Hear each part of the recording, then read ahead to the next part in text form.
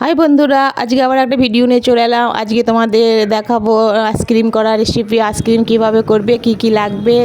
1 KG দুধ, আর লাগবে কাজু, এলাচ, গোটা এলাচ, আর আমুল দুধ 1 প্যাকেট, আর সুগার ফ্রি। আর এই কাপগুলো লাগবে।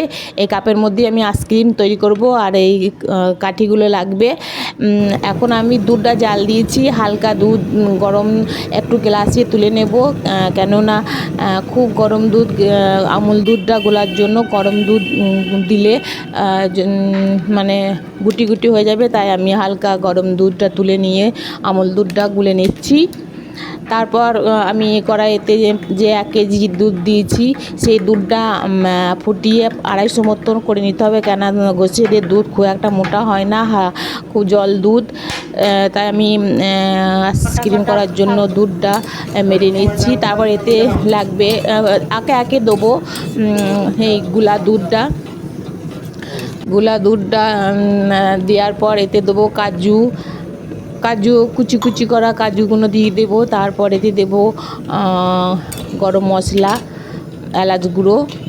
তারপর দেবো 4-5টা সুগার ফ্রি। এইটা ফুটে ঠান্ডা করে নেব। ঠান্ডা করে তারপর গ্লাসের মধ্যে আমি ঢেলে 8-10 ঘন্টা তো ফ্রিজে রাখতে হবে। 8 ঘন্টা ফ্রিজে, 8-10 ঘন্টা ফ্রিজে রেখে তোমাদের আবার আমি নিয়ে এসে দেখাবো।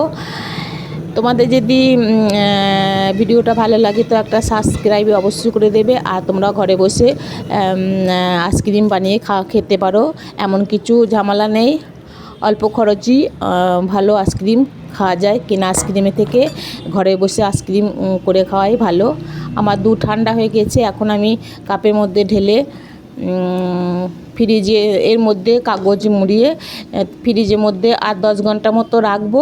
রেখে তোমাদের সঙ্গে আবার ফিরে আসবো। আমার দুধ ঢালা হয়ে গেছে। এরপর কাগজে মুড়িয়ে দেব। কাগজে মুড়িয়ে আমি এটা ফ্রিজে 8-10 ঘন্টা রেখে দেব।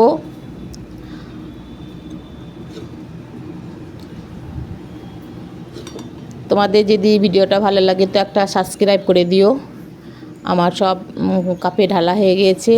এবার কাগজ মুড়িয়ে কাঠিগুলো দিয়ে দিয়েছি গাঢ়া রেটে।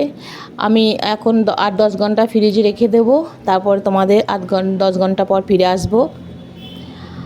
এই তো 10 ঘন্টা পর ফিরে এলাম। আমার আইসক্রিম রেডি হয়ে গেছে, আইসক্রিম তৈরি হয়ে গেছে। দেখো আমার আইসক্রিম রেডি।